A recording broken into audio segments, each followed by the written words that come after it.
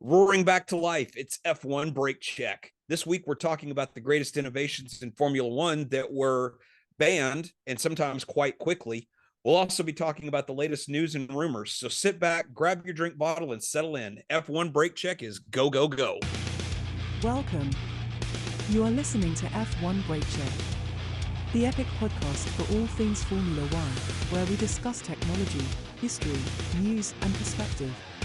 With your hosts, Scott Vick and Corey Breen.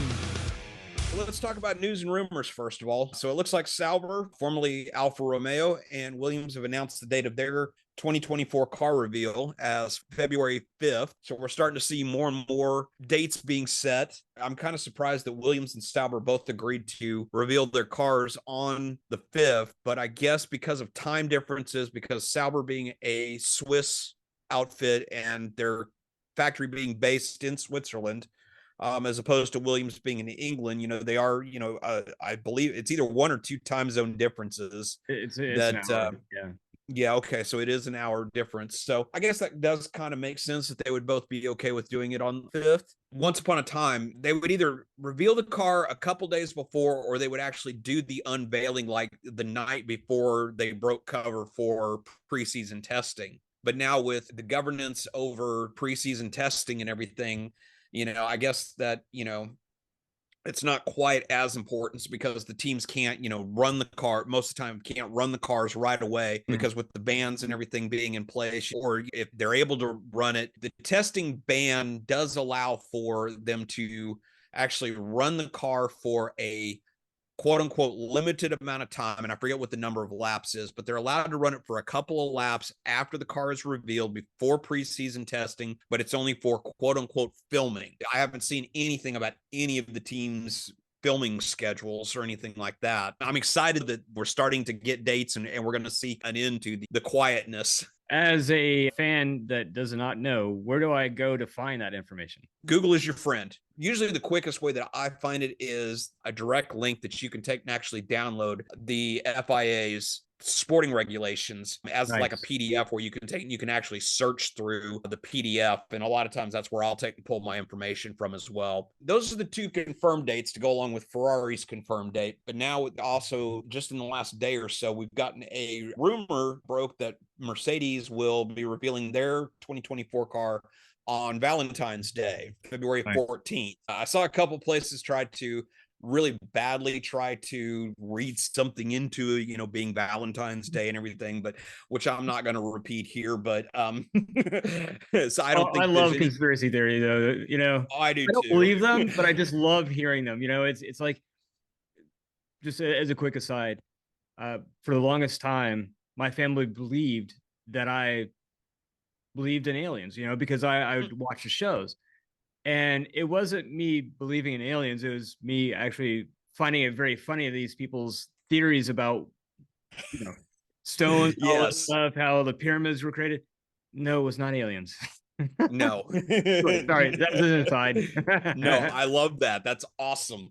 So, no, I think it just so happens that, I got to, traditionally it's, there's no hard and fast rule, but traditionally it's usually the further back in the pack that a team finished the previous year in the Constructors' Championship, the sooner that they would reveal their car with the higher placed teams. Now, there's no hard and fast rule. There's been other times where some teams have been like, okay, well, we're going to unveil the car on X date. And then for whatever reasons, there was like delays or something. And then they end up canceling that. There has been a number of times where the cars don't even get revealed literally until they show up for preseason testing. Forget what year it was, but I do remember that maybe 2 or 3 years ago, one of the teams literally unveiled the car at preseason testing after testing had already started. They actually had run last year's car, the previous year's car, for the first day of testing because the new car wasn't ready yet. And they literally like trucked it in to the preseason testing and unveiled it like on the second or third day of testing. So Better late than I never. yeah, exactly. With Ferrari unveiling their car later in the month, I think it's just a matter of Mercedes trying to unveil theirs around the same time to take and try to get the media cycle before the Ferrari hype kicks in. So we'll Yeah. see. Did you see the mysterious comments made by outgoing AlphaTauri team principal Franz Tost that he made to Crofty over at Sky One Sports? No, I saw you. Okay. I saw the note. I'm very curious on this. Yeah. Yes. So apparently, he, in a pretty wide ranging interview with Crofty, he actually said that there are two drivers on the grid who do not deserve to be in Formula One. And Crofty admitted that he had already kind of had the same two drivers in mind before the interview was conducted, that he was thinking the same thing. And I thought it was very, very telling. It made me question. So if you were to take and pick two drivers that you don't think belong on the F1 grid, which two are you picking? Or which two do you don't think deserves to be there? An easy one would be Lance Stroll. I mean, that's right. As soon as you said that, I was like, oh, Lance Stroll. Okay. But, I say that. And this season was mixed for him, but he did have a couple really good races. But yeah, if we were going down that line, I'd definitely say him, because you want somebody that's a fair complement to Alonso, and Stroll just is not it. He would be one. My other one would be Logan Sargent, just because he had such a rough year that first year coming out. So those would be my two. What about you? Yep. Well, I would definitely agree with you on the latter one. I'm really, really happy that Williams did give him another year, because you're right. The first half of the year for Sargent was just a complete disaster. And how much of that came down to driver, how much of it came down to the car not really suiting him and suiting Albon so much better. So I can definitely see, I don't necessarily agree that he doesn't deserve to be on the grid, but I can definitely see how a lot of the team principals, they're taking a slightly different view of it. We're looking at it from the outside, and we have a tendency to allow certain biases into our thinking. We talked about during the season, my thoughts on having Sargent in Formula One was a good thing, especially with the having an American in Formula One was a good thing. But Toast and Crofty are looking at it. Would I have either one of these two drivers in one of my cars, whether it be as a racing driver or even just as a testing / reserve driver? And I'm pretty sure that he would say Sargent. And the other one that at the beginning of the year I didn't think belonged in there was Granu. So I didn't think Joe Granu really deserved to be in Formula One, because he had been just so outclassed by Bottas. Yeah, especially it's Bottas, so it's true. It's kind of unfair. Very true. Yeah, I guess, and to extend that, I guess it's a little unfair for me to say what I said about Lance Stroll and Alonso. So yeah, I could see that. And I didn't even think about Lance Stroll, because the whole thing is we talked about this during the season and everything, that the fact that Lance Stroll has been outclassed by his teammates, in his time in Formula One, he was outclassed this year by Alonso, former world champion. He was outclassed last year by Vettel, but former again, world champion. You're talking about exactly. four-time world champion. With Alonso, you're talking about a two-time world champion. So these aren't like Corey Brune going out there and racing and beating him, right? It's not so very true. Yeah. Yes. And the thing is, though, is as we talked about during the season, is you can buy your way into Formula One. You can't just buy your way into Formula One. It was like what we talked about last week with the pointing system for the F1 super license, is you have to have achieved a certain level of accomplishment in the lower ranks just to get your Formula One super license. You just can't buy a Formula, show up and say, hey, I got billions of dollars, I want to drive in Formula One, here's my money. Once upon a time you could, but you can't anymore now, especially with the restrictions on the super license and everything. Right. And the thing is that a lot of people don't remember is that in equal machinery, Lance Stroll on the regular in F3 was regularly beating guys who are much more highly regarded now. I mean, he was beating the Leclercs and the Norrises of the world back when he was in the lower ranks. It's only that these other drivers were actually able to managed to make that jump from Formula 2, Formula 3 into Formula 1, they were able to make that transition much easier than what Stroll could. I keep holding out hope that Stroll, because he is in the lower ranks, he was so much more accomplished. Yeah. That I keep hoping that he's going to turn that corner, especially having former world champions as his teammates. Right. Which I think we started to see at times this year in certain races. He did. Yeah. I mean, he was able to hold his own against his much more highly regarded teammate. I'm just hoping that he can turn that corner on his transition. I'm going to make 2 points here real quick. One, the fact that he's at Aston Martin, which this year made a huge leap in performance towards the front of the grid. That's part of what a lot of people take and look at. Well, now that he's in a much more competitive car, he should have been able to do more. Fair or unfair, the fact that his father owns the team, there's always going to be those cries of nepotism. And the only reason why he has the seat that he has is because of his father, which, again, like we talked about during the season, yes, he has that seat because of his father in a much more competitive car, but he still had to earn his way into Formula One. So it's kind of a double-edged sword from a pressure standpoint as well. So what's your thoughts on that? Yeah, I completely agree. Like I said before, this year was phenomenal. There were, obviously some races that made you question how this guy was in Formula One, but yes, on the whole, especially when the car was performing well before their slight, or I shouldn't say slight, their dramatic downgrade during the later part of the season, he was doing really well. In fact, there's a couple of times that he even beat Alonso. Not many, but again, you're looking at a two-time world champion. And let's be honest, Alonso is really good.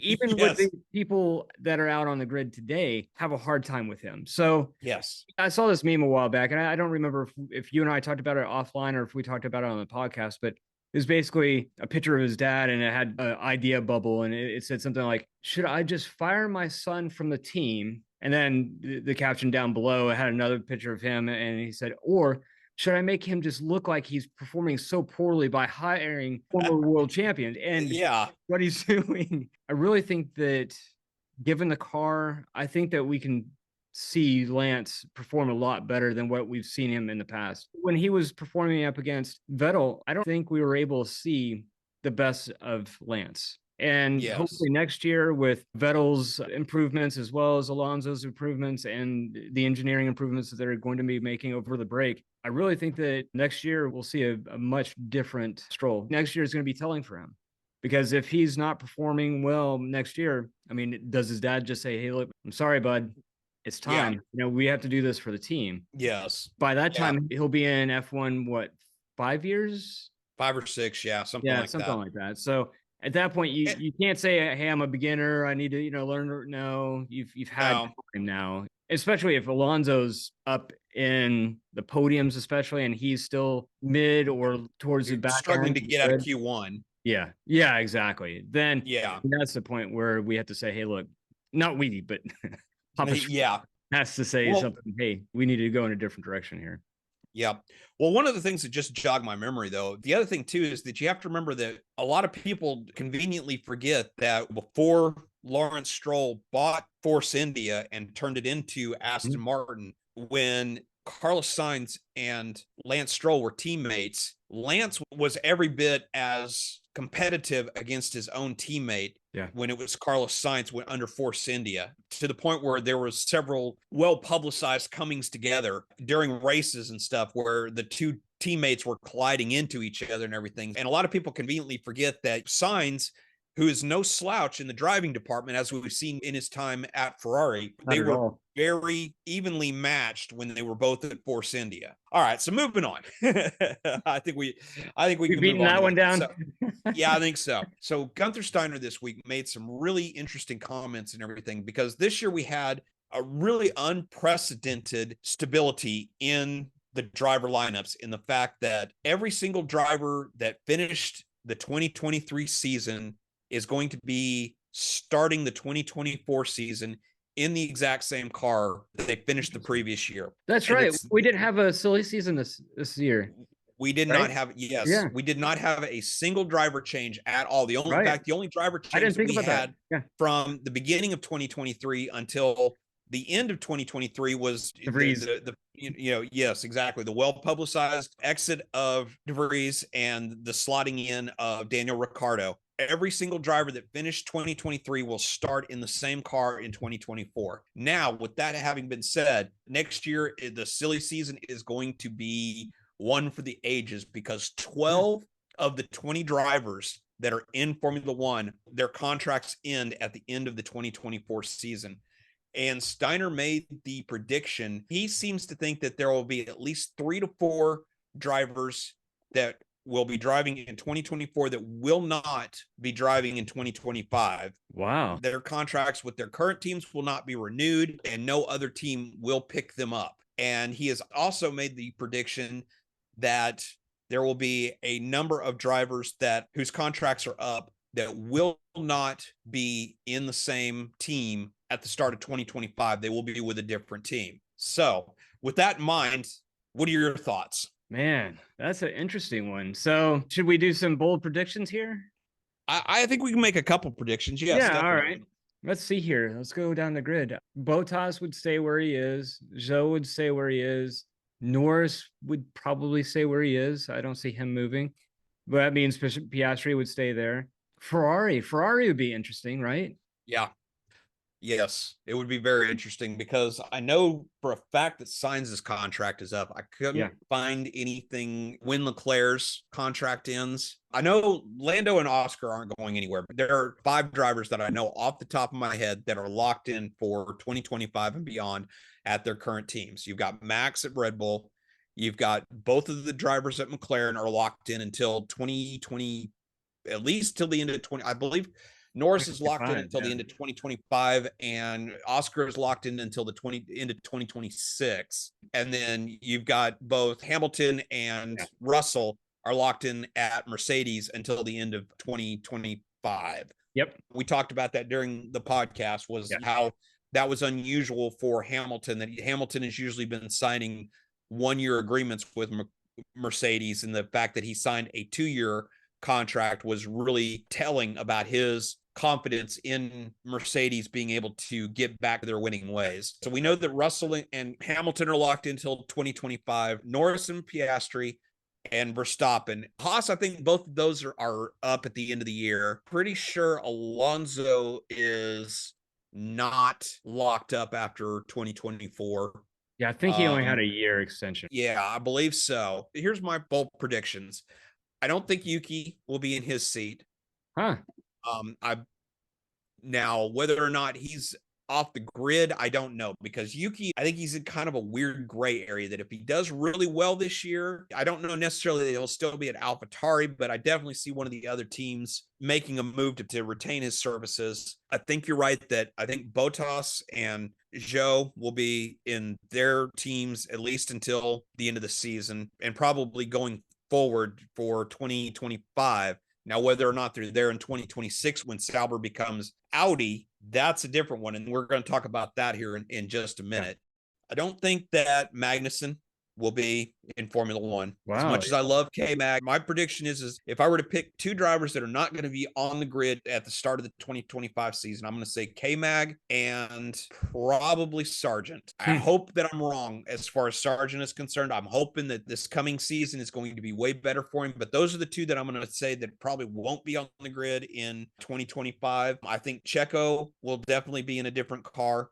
I think Sainz will definitely be in a different car, and I definitely think that Albon will be in a different car. He has really turned his career around with the year that he had at Williams, that I guarantee you that if any other driver slips up, there are going to be other teams that are going to want to secure his services. Sainz moves somewhere else, there's a slot there. Albon, I think, would be a really good compliment to Leclerc. And I think Albon would really cherish a shot at Ferrari. No doubt about it. I think that could be real interesting. Any other predictions from you? I think that's it for me. I don't want to go too far out.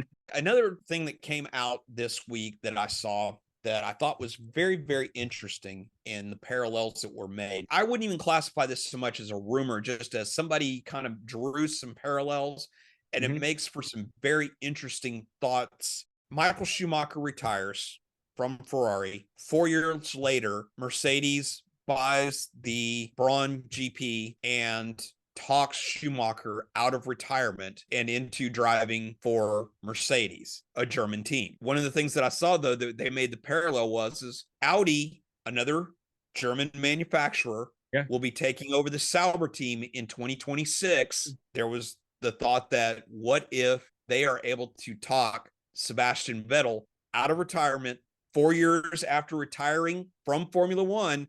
They're able to talk him out of retirement, and he spends a couple of years at Audi. Man, as much as I loved watching that man drive, I would be a huge fan of that. So let's just hope that thinking is correct. But when he retired, it just seemed so final to me. You know, where most of the time when somebody retires, they hem and haw a little bit about coming back or whatever. But he was very definitive. I'm not coming back. This is for my family, blah, blah, blah, whatever. So I would really hope so. I don't know how feasible that would be. I agree with you that I would love to see it happen. Yeah. But I don't think there's a chance in hell of it happening. I think that it's one of those things that, like you said, when Schumacher left, I mean, he seemed pretty definitive, but he took basically a year off. And then after that, he kept a very close relationship with Formula One. And because he started his career off with Mercedes, I don't think it took a whole lot of persuasion from Mercedes to get Michael back into, especially having another German driver, a young up and coming German driver in Nico Rosberg, and Mercedes basically saying, hey, we mentored you in your early part of your career. Will you now come back and help us build on what Braun GP did? Because we're buying the Braun GP team who just won the Constructors Championship and just won a world title with Jenson Button. Will you come back, help us continue to develop the car, use your vast knowledge to help us develop the car, also mentor Rosberg? So I don't think it took a lot of persuading to get him to do. Vettel doesn't need the money. There's not a dollar amount that they're going to throw at him to get him to come back out of retirement. Another thing too, though, is that because Audi, of all the resources that they have behind it, and already with a really strong, well-established team in Sauber, they don't have quite the same needs that like what Mercedes had. Because for anyone who watched the Braun GP documentary that just was released, it was released here on the Hulu platform here in the United States. I think in the EU, I think it was on Disney. Okay. Hulu in the States, yeah. Yeah, so if you haven't already watched it, go watch it. It's a absolutely really fantastic documentary. As they pointed out, for most of the season, they were literally driving on a shoestring budget. They had to cut a lot of their resources and everything, whereas Sauber's not going to have that same issue where they're going to have cut all kinds of resources and everything just in order to make the grid. Audi's not having to, for lack of a better term, basically rebuild an entire team like Mercedes had to when they took over for Braun GP. I don't see it happening. Yeah, I don't either. I would love it if it were to happen, but I don't see it either. All right, Tech Corner this week. We're going to talk about some of the greatest innovations that were introduced in Formula One that were later banned, oftentimes quite quickly. So one of the things about Formula One, and one of the reasons why Corey and I love Formula One, the reason why a lot of fans love Formula One, is the fact that because the way the rules are written is a lot of, especially during the 60s, 70s, and early 80s, the regulations were very, very vague, for lack of a better term. And they were really open to a lot of interpretation. By having so few rules, and that's what led to a lot of the innovations that were created by Formula One, was creative designers and engineers who were actually able to read the regulations and find those loopholes in it, or would have ideas that would be allowed under the regulations, which led to a lot of these great innovative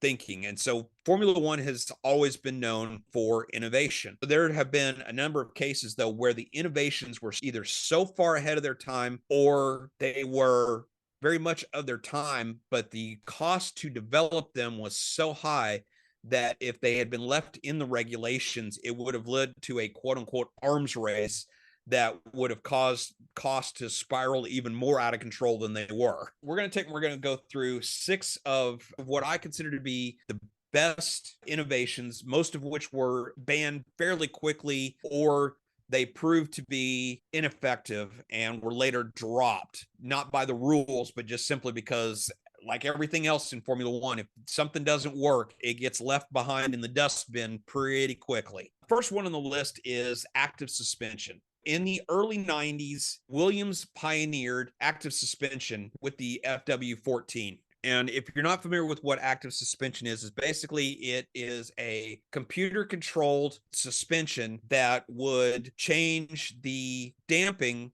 on all four corners based upon what corner the car was in order to keep the car as stable as possible. So you could really kind of think of it as almost kind of like an anti-roll bar on super steroids, which led to the Williams being just an absolutely all-conquering dominant car. And so after 93, so the FW14 and the FW15 in 92 and 93, Nigel Mansell took the car to absolutely one of the most dominating seasons in Formula One in 92. And then in 93, Alain Prost basically took over the car and did the exact same thing. The Williams was just an absolutely dominant car because of the active suspension. Because of that, it actually led to, in between the 93 and 94 seasons, led to sweeping changes that banned most electronic driver aids. And it also led to some of the biggest controversies, which we talked about last week when we were talking about Flavio Briatore and the Benetton team,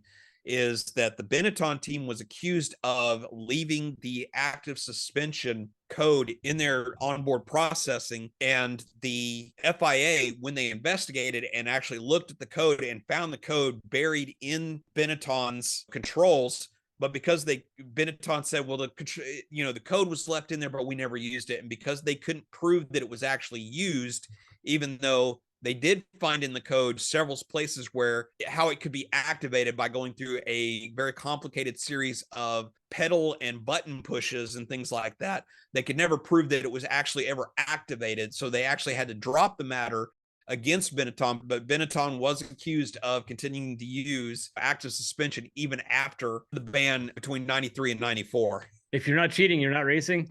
That's exactly it. If you're not cheating, you're not winning. Winning, thank you. Yes. Thoughts, Corey?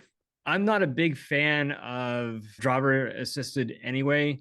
In fact, I'm not a really big fan of even the DRS system. I really think that the drivers that were driving before, especially DRS or before any of the electronics, things like that, I think were much more in tune to the car itself versus having something automatically done for them. I totally agree. That should be disallowed completely as far as a driver assisted. That's fine if you want to put that in my car, making sure that nobody's in my lane before I turn. Yeah, that's fine. But I'm not an F1.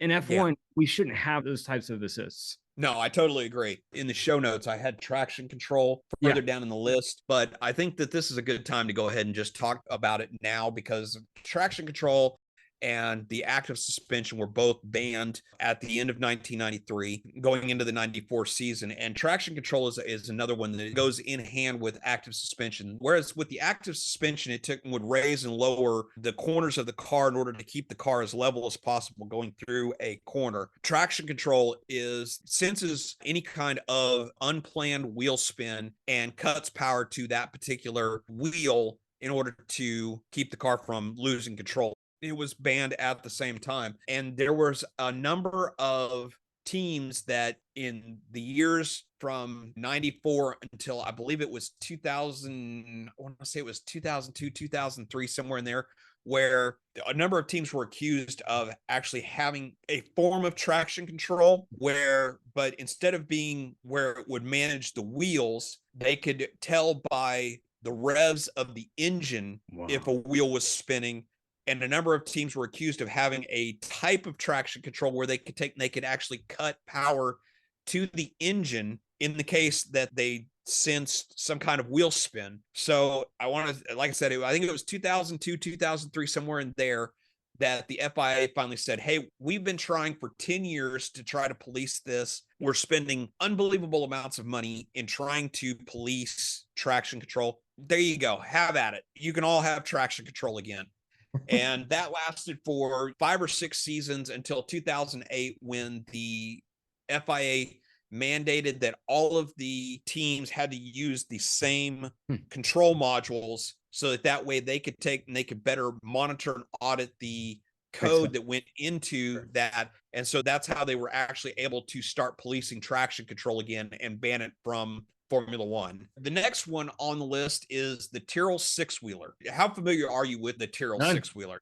So I know we talked about it once or twice this year during the podcast. In the mid to late 70s, Gary, that was the designer at Tyrrell of the P34 chassis, came up with the idea of, and this was still in really kind of the golden age of aerodynamics in Formula One, when the teams were really starting to understand and really properly develop the aerodynamics to where what we see today. So one of the things that he came up with was the design of the Tyrrell six-wheeler, which, go Google it. You can find pictures of it all over the place. But he came up with the idea of having a normal sized wheel in the back, but at the front, they had two very significantly smaller wheels. Now, he claimed that the reason why they did it was to improve grip by having larger contact patches for the two front tires would create a much larger contact patch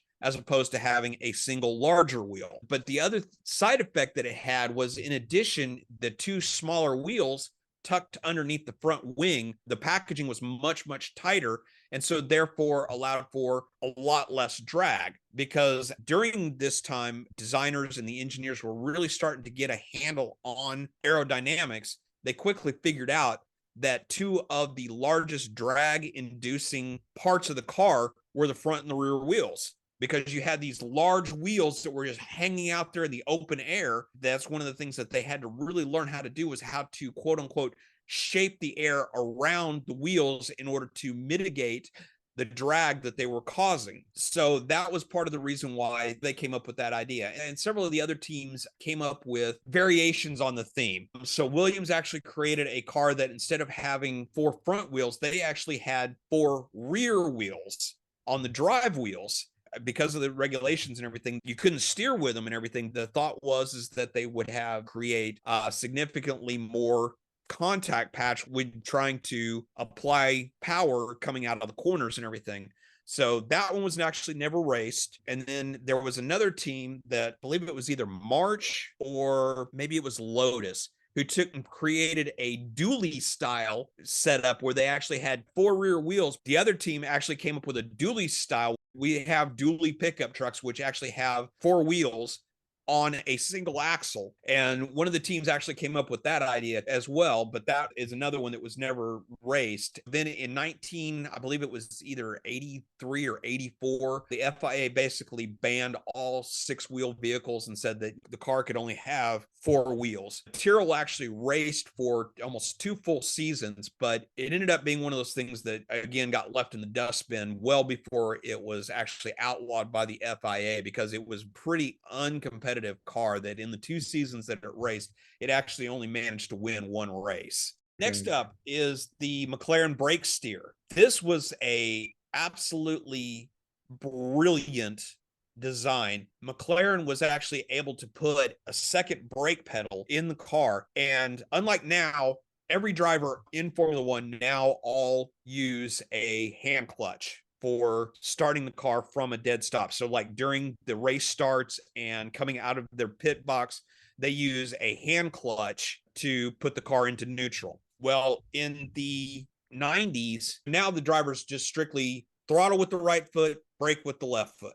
And the way that the cars are set up, the cockpits are so narrow, there really isn't room for a third pedal in there anyway. Back then, when the cockpits were a little less narrow, they still had a clutch pedal, but they basically had 4 pedals in the cockpit. So they had a throttle, a clutch, and 2 brake pedals. One brake pedal would actually operate left side rear brake. The other brake pedal would actually manage to brake. And so the drivers had to kind of adjust their driving style, but they were actually able to brake wheels individually, which by braking the inside wheel, they were actually able to rotate the car faster. And because of that, they were actually able to shave off seconds off of their lap times. McLaren had kept this such a secret that none of the other teams knew what was going on.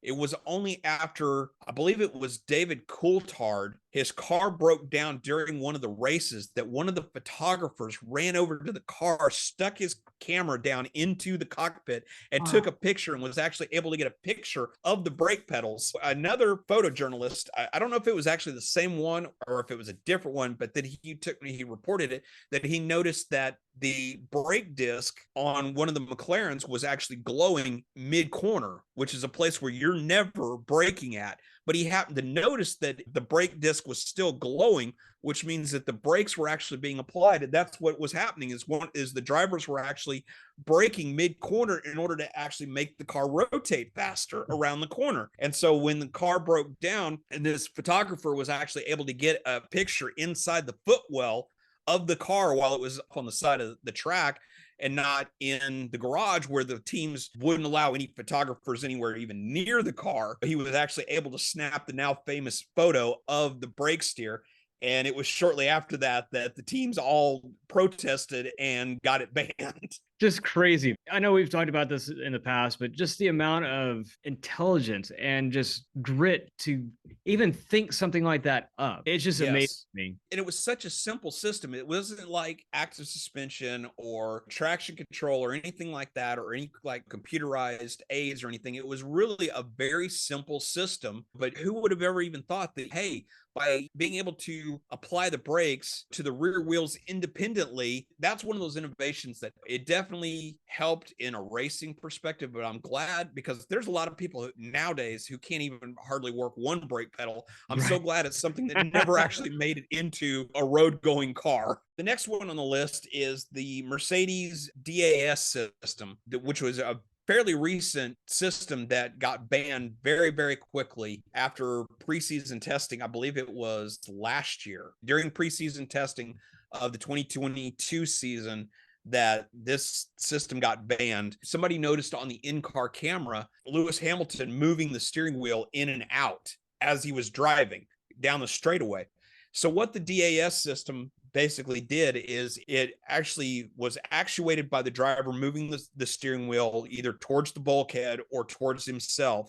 On the straightaway, what that did is when the driver would pull it back going into a corner and then would push it in towards the bulkhead on the straightaways, they actuated it by pushing it into the bulkhead. What it did is it changed the toe angle of the tire by moving the toe out on the straightaways. That reduced the grip on the front tires, which tires don't need maximum grip like they do going into a corner. And so by having the toe come out and reduce the amount of grip on the front tires, which took and increased the speed going down the various straightaways, and then by moving it back going into the corner, it would automatically move the toe in, which took and then increased the grip of the tires, allowing the car to be able to have the normal turning characteristics. But by having that less grip on the straightaways, it took and increased the straight line speed, but it also had the additional benefit of reducing the amount of tire wear on the front tires, because when you increase the toe of a tire, because of the inherent tendency of the tire to want to turn in the direction that the toe is set up, and by having the toe in on both corners, it increases tire wear. But by being able to move the wheels out and reduce the toe, that takes and reduces the amount of wear on the front tires. And so it was a really, really innovative system. But a lot of the teams, as soon as they saw that and figured out what Mercedes was doing, the FIA was very quick to ban the system altogether. Right. I would imagine they would be. Yes. Last on our list is the Brabham BT46B, or what was affectionately referred to as the fan car. It's another one of those ones that if you've never seen pictures of it, go Google it, because this was a car that was so innovative It was never actually banned, and I'll explain why here in just a minute. But it was a car that was so effective in being able to accomplish what it was designed to do. So Gordon Murray, who was designer at Brabham before, and these were in the days before he would later move to McLaren and produce some of the greatest McLaren racing cars, the MP44, the MP48, the MP44 that we've talked about multiple times this season because of Red Bull's dominance. We had to make those parallels between the 44 that won 15 of 16 races in its day. These were all designed by Gordon Murray. Well, before Gordon Murray went to McLaren, he was at Brabham and he designed the fan car. Well, this was a result when the FIA, in order to reduce the amount of ground effects, because the cars have become so ridiculously fast during the first ground effect era, the cars would all had quote unquote side skirts, which were movable metal apparatus that would take and basically seal off the sides of the car. So no air would leak out the side of the cars as they were going through turns. By having these side skirts that moved and that were basically rubbing the ground throughout the corners, it increased the amount of downforce created by the ground effects. Well, the FIA, in a measure to take and try to increase safety, because there was a number of incidents where the side skirts failed, causing really bad accidents because the side skirt would fail. So therefore it would cause a sudden reduction in downforce from the ground effects of the car, which then led to drivers losing control, which is to be expected. The FIA banned the use of the side skirts, and they instituted a minimum ride height requirement for the cars to try to reduce the ground effects. Quick tutorial: the way the ground effects work, because the air moving over the top of the car is moving much faster than the air moving underneath the cars, it takes and creates a low pressure effect, which then takes in like a reverse airplane wing, sucks the car down to the ground. The reason why we had that issue in Las Vegas with Carlos Sainz is because that pressure sucked up the water main because the suction was there. Yes, exactly. And so the FIA, in order to reduce the benefits of the ground effects of that error, they banned the side skirts and they instituted a minimum ride height. Well, Gordon Murray came up with the brilliant idea, and he claimed that it was to help cooling of the car initially. He fitted a fan to the back of the engine area of the car, but by doing that and having this fan on the back of the car, it actually it would suck air underneath the car and exit it back out underneath the rear wing, so thus increasing the amount of air flowing through there, which took and was actually able to increase the amount of ground effects that the car was able to generate downforce. When they showed up at the first race with the car, they actually told Niki Lauda, take it easy during practice and qualifying, because they didn't want to tip their hand at just how fast the car was. They did that. And then in the race, Niki Lauda just absolutely dominated. I mean, he just blew everybody out of the water, and everybody all of a sudden knew that what kind of advantage that this car was going to have. Ever the politician, Bernie Ecclestone, who at the time, these were the days before he became the Formula One Supremo, he was the team principal at Brabham. And after the first two races, seeing just how dominant the car was going to be, he quickly and very quietly retired the car so that he could avoid any kind of complications of continuing to develop the car, only to have it banned by the FIA. So before the FIA even had the chance to ban the car, he quietly got rid of it. Smart move, right? Yes, absolutely. Those are a couple of the great innovations that were either quickly banned or ultimately banned by the FIA. But a number of those innovations are things that, like Corey was saying, that we get to enjoy today. Things like traction control, active suspension, aerodynamics, things like that are all things that we get to enjoy today on our road cars that at one point or another were all legal in Formula One. Those innovations that led to the ultimate adoption by road going cars that we get to enjoy today. So your thoughts? It's amazing to me how ingenious people that are at F1 are. not only how creative they are, but to take an idea, be able to mold that idea into an actual something to affect, and sometimes a great effect. Looking back at the Braun GP, they had dual diffusers, which Braun was going back and saying it didn't really help us too much. But moving on in a season when everybody else was using it, their times slowed up quite a bit. But yeah, I mean, things like that. And we talked about it earlier in the season where Pirelli somewhat uses F1 as a proving ground for new technology coming out. So they'll have the F1 drivers go out and test new, and we saw it actually this year. They'll go out and test new tires and see how those tires hold up. And we get to benefit, we as the general populace, the peons of the world, the non F1 drivers get to benefit from that. So all things like that, I like watching the flow going from F1 going down and eventually make it into the common marketplace. Absolutely. So it's the whole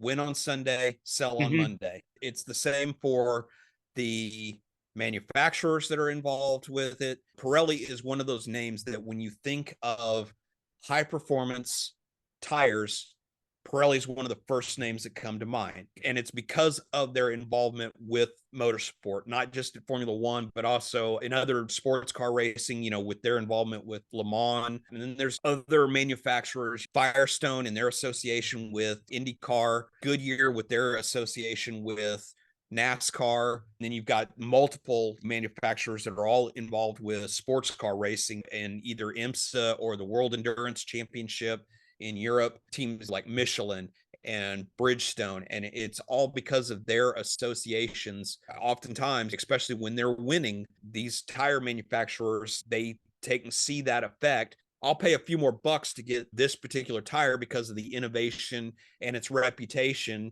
that comes from motorsport and things like that. I'm a Michelin man myself. On my car specifically, Michelins are just about the only tire that I'll run. I won't run it just because of the Michelin name. I run Michelin tires because of their reputation with motorsport, and then also my own anecdotal evidence of saying, okay, well, I bought this set of Michelins. I've run them. I've put them through their paces. I've run them on the track. I know how good of a tire it is. So that's why I continue to stick with Michelin.